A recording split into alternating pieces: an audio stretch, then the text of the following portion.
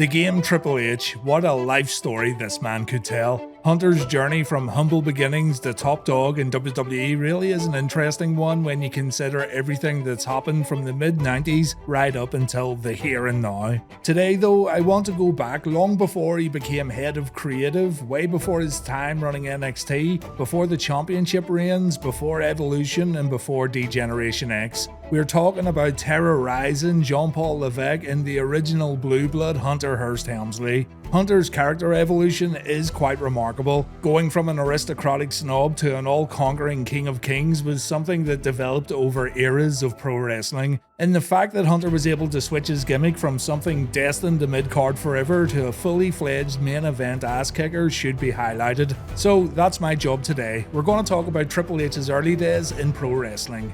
But before we do that, let me tell you about Fishing Clash.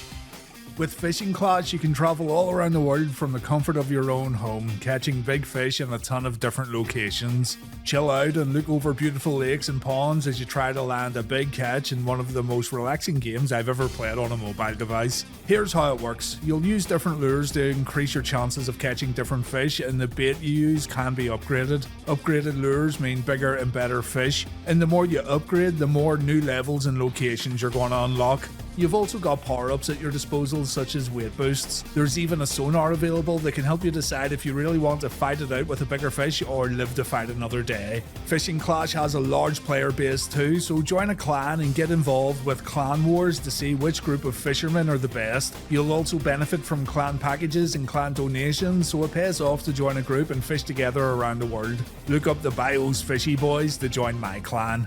Support Wrestling Bios by downloading Fishing Clash today using the link in the description or the QR code on your screen.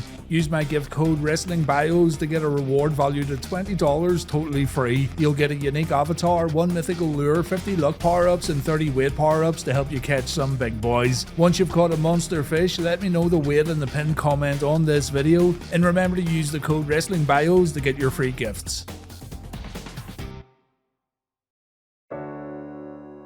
Paul Levesque watched some pro wrestling at the age of 5 and he got hooked in right away. After graduating high school, he began entering bodybuilding competitions inspired by the wrestlers he saw on TV, and he got a meeting with Killer Kowalski after badgering Ted Arcidi at a gym that Hunter managed. Triple H said it wasn't until Arcidi walked into the gym that he realized that wrestling wasn't this far-fetched fantasy world on TV, and it was through Hunter's friendship with Arcidi that the future King of Kings thought that wrestling could be a real option in terms of a career. Kowalski trained Hunter at his wrestling school in Malden, Massachusetts, and he debuted in Kowalski's IWF promotion as Terra Ryzing. Kowalski wanted to call Triple H the Terrorizer, and when Hunter requested a normal name, like a first and last name, Kowalski just wasn't taking any nonsense that day, so he drew a line down the Terrorizer name and he said, "There, that's your first and last name, Terrorizer." The name was altered to Terra Ryzing, and Triple H would begin working independents around the New England area for around a year.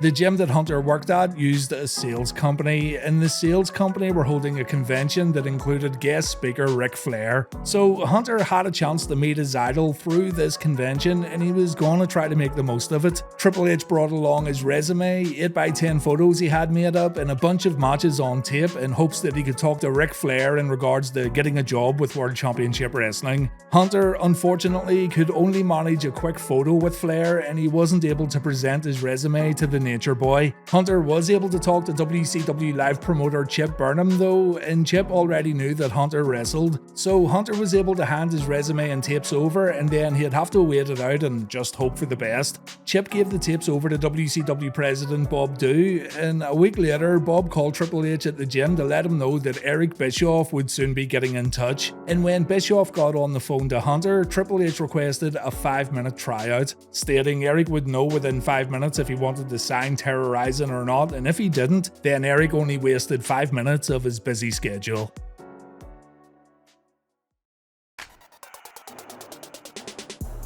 Terra Ryzing's WCW tryout match ended up making it to TV. He wrestled Keith Cole on the WCW Saturday Night that aired on the 12th of February 1994, and Terra Ryzing impressed Eric Bischoff with his performance. William Regal watched the match and he thought Hunter's footwork needed improving, but still he saw something special in this kid. And indeed, you're going to notice the same when you watch this match back. Hunter's positioning is a bit off in terms of playing up for the cameras. He trips over his feet a little after performing a backbreaker, and in general, you can tell that he was maybe a little nervous throughout this tryout match, but he still looked good. Hunter won the match with an inverted Indian deathlock. This would serve as his finisher for a little while, and after the bout, Eric Bischoff offered him a 2-year deal at $52,000 per year. Hunter, incredibly, declined the offer, instead offering Eric 1 year at $52,000 with the possibility of a raise in year 2. Triple H said Eric would know if Terra Ryzing was worth more after a year's work, or if Hunter just wasn't worth anything at all. And so Terra Ryzing signed for WCW for 1 year, even though he could have signed for 2 years guaranteed.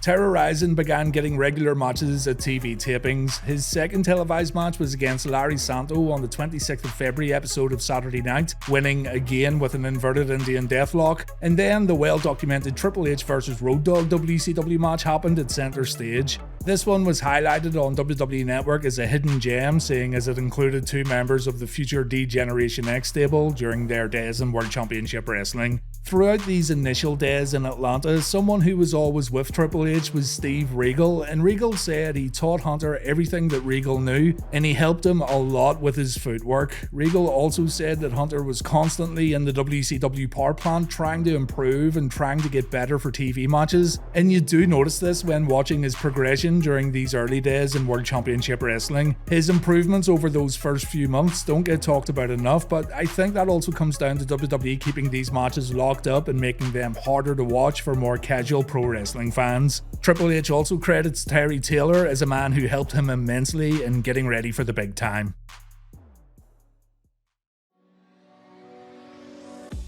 According to Triple H in his Thy Kingdom Come documentary, he was called to the CNN Center for a meeting regarding his character. He was greeted by Ric Flair, and Flair wanted to do away with the whole Terra Ryzing thing and try something new. He mistakenly thought that Triple H's surname was pronounced Levesque, but that didn't matter. The surname gave Flair the bright idea of turning Terra Ryzing into a French aristocrat because, quote, it had never been done before. Hunter didn't know how to speak French. He was given no direction about how this character should act or behave, so he put on the best French accent he could, and he cut his first Jean Paul Levesque promo on the June 18th, 1994 edition of WCW Pro, and it's pretty rough. I'm here to set the record straight today. I want to tell everybody in WCW why I was called Terra Ryzing. I was brought here as a boy from France to be educated in the best schools in the United States.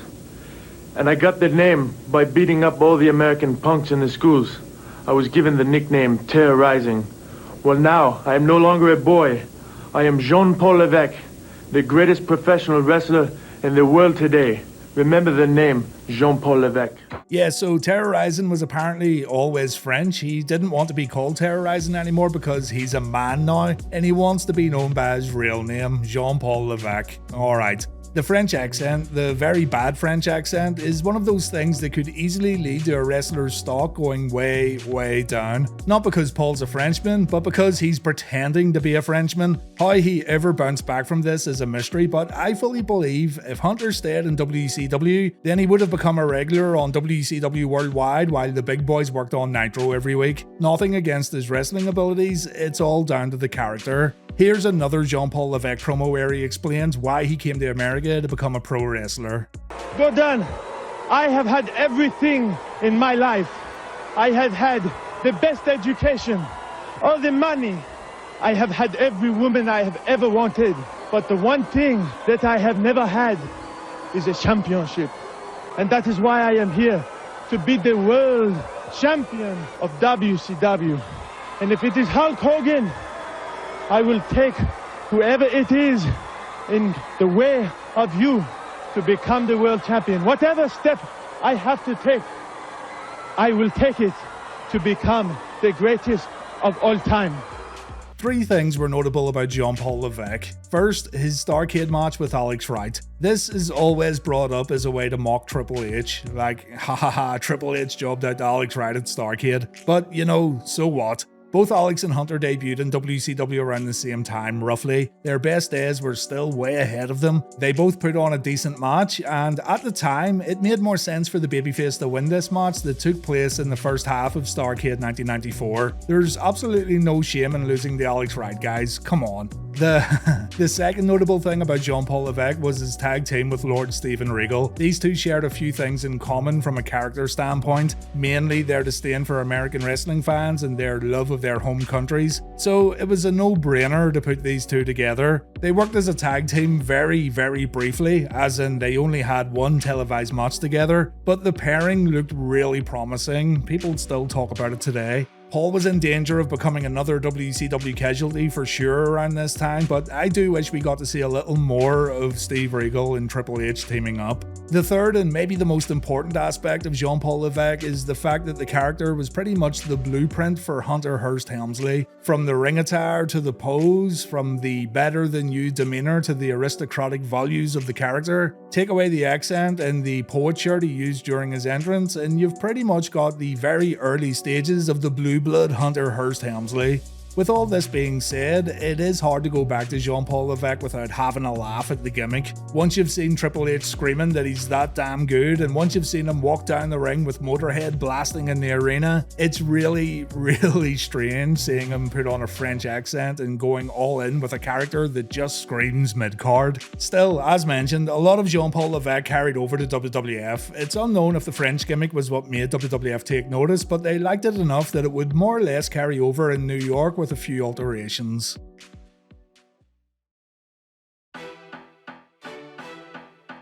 When Hunter's one-year deal was coming to an end with WCW, he decided to reach out to Vince McMahon to see about coming to WWF. According to Hunter, he decided to call WWF because WCW was moving away from live shows, and Triple H didn't want to sit around and wait for TV tapings before he could wrestle. Triple H said, "I called Vince, came up for a meeting, and when I had gone in, the one thing that I had said to Vince that, knowing him now, I think he probably respected more than anything, he said, 'Why do you want to leave?' And I said, 'One of the biggest reasons I want to leave is because they're cutting out house shows and they're going to be more TV based. They're just going to be working a few times a month.' I said I didn't get in this business to be rich, I just want to be great. And the only way I'm going to get great at this is to work every day. I want to work 300 days a year. I want to work every night. I want to wrestle the best wrestlers in the world. I want to get great at this, and I'm not going to get great in WCW. That's the biggest reason. I said I'm just looking for the opportunity to do that." When he called me back, he said, "You said to me a couple of weeks ago you were looking to work every day. I'll give you my word. You'll make more money, and I guarantee you'll work every day. And you'll work against the best in the business today. You'll work against all of them. You want to be great? I'm offering you the opportunity to go out and learn to be great." Vince McMahon said about signing Jean Paul Levesque, "In bringing him in, we weren't just going to bring him in like anyone else or like a journeyman. You knew he was someone special. So you're going to have a spot for someone you know that's special, at least to see whether they could cut it and to give them that opportunity." Hunter took the offer from Vince, and he would then learn about his updated gimmick. Keep in mind that everyone who debuted in WWF at that time was saddled with an over-the-top gimmick, whether they were in line for an early push or not. So Hunter's gimmick, or lack of big change in his gimmick, wasn't a burial or anything like that. Jean Paul Levesque would become Hunter Hearst Helmsley. Apparently, J.J. Dillon suggested the name Reginald DuPont Helmsley, but Hunter requested a change and the office agreed, settling on the name that we all know to this day. It's been said that the final name was based on famous rich people. Helmsley came from Leona Helmsley, nicknamed the Queen of Mean. She was a wealthy hotelier who was convicted of tax evasion, among other things. Hearst came from the Hearst newspaper family that dated all the way back to 1880, when George Hearst purchased the San Francisco Daily Examiner. Today they own the San Francisco Chronicle, the Houston Chronicle, Cosmopolitan Magazine, and Esquire, along with 50% ownership of A&E Networks. And Hunter, who knows, but think of a better name beginning with H for a pro wrestler that wasn't already taken. The Hunter Hearst Helmsley character was a way for Vince McMahon to take a jab at his snobby neighbours living in Greenwich. Apparently, a few folks who lived close by looked down at Vince's sports entertainment empire, so the character of Hunter Hearst Helmsley was basically Vince's way of getting back at his neighbours. Sounds petty, but really not all that hard to believe either. Hunter Hearst Helmsley would get revealed to WWF audiences through some vignettes that were filmed in his mansion, and just like the first Jean Paul Levesque promos, it really throws you off when you hear Hunter talking with an accent. Hunter was supposed to be an American elitist, a blue blood from Connecticut, but he had this kind of bad English accent that no one else could pull off but Triple H. Again, compare it to the Triple H of today and it's pretty funny. Have a listen. Hello, Hunter Hearst Helmsley here. You know, when it comes to riffraff, delinquents, and hooligans, the World Wrestling Federation has more than its fair share. Losers work hard to become champions, but for someone like me, being a champion just comes naturally.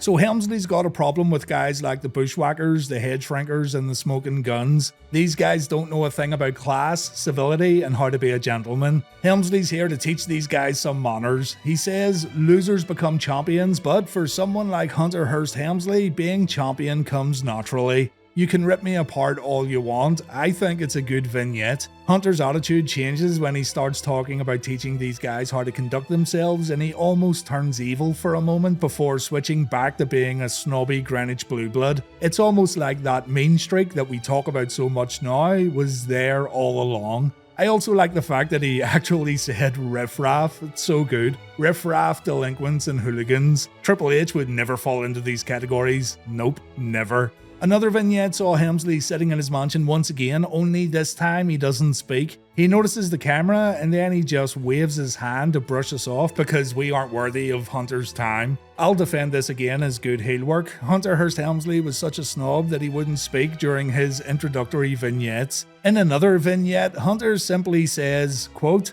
"Think of it, civility." He then says we aren't listening to him and the video ends. You can see a lot of Lord Steven Regal in this one, I think, as short as it is. After these vignettes aired, Helmsley was ready to make his in-ring debut. His television debut happened on the 30th of April episode of Challenge against Bug Zoomhoff, but here's the thing. While his second TV appearance aired on Superstars the following week, a match against Sonny Rogers, the Superstars match was actually taped before the Challenge match, so the Sonny Rogers match serves as the real WWF in-ring debut of Triple H, but not his TV debut due to the delay between Challenge and Superstar tapings. Either way, two things are evident here. One, Triple H was already squashing jobbers, and two, he was being positioned favourably from the get-go. I should also note too, before moving on, that Hunter's finishing move was a cutter named the Pedigree Pandemonium. Diamond Dallas Page asked Triple H if he would stop using the cutter as a favour to him, and Hunter stopped using the move.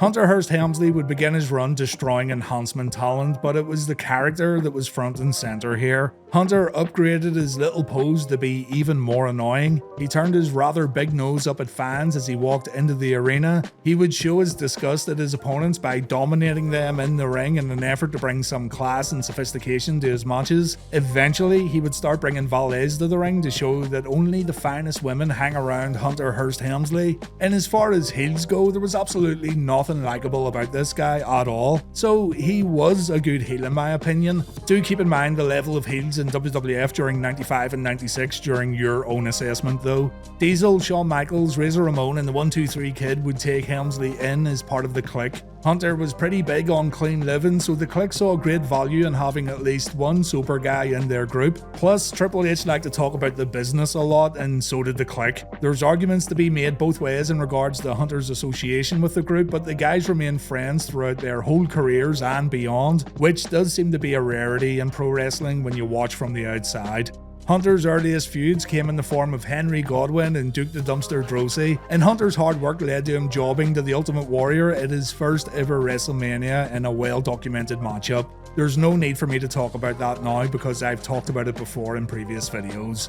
Hunter's next character evolution would be his most important though. His King of the Ring 1997 victory led to his first ever quote-unquote my time promo, where he spoke about getting held down and punished for the actions of others in the clique. And later in the year when Hunter joined DX, he once again delivered a similar promo where he spoke about Vince not giving him opportunities, so Triple H was going to take those opportunities for himself. Long after the early DX stuff, we also got the infamous I Am the Game promo when Triple H was being interviewed by Jim Ross. But again, I've covered all this. Check out my beginning of DX and becoming the game videos if you want to pick up where this one leaves off. Triple H's journey and character changes in wrestling sure are interesting though. I don't think anyone could have predicted Triple H would be in this position he's in today when looking back at Terra Ryzing, Jean Paul Levesque, and even the blue blood Hunter Hearst Helmsley. Maybe even more so when Hunter joined DX, it was almost impossible to think of this guy wearing a suit and becoming the corporate face of WWE in the eyes of fans today. But as his old dad-in-law used to say, anything can happen in the World Wrestling Federation. Thanks for watching guys, and take care. A big thanks to Fishing Clash for helping to keep the lights on here at Wrestling Bios. Remember to check out the information in this video description.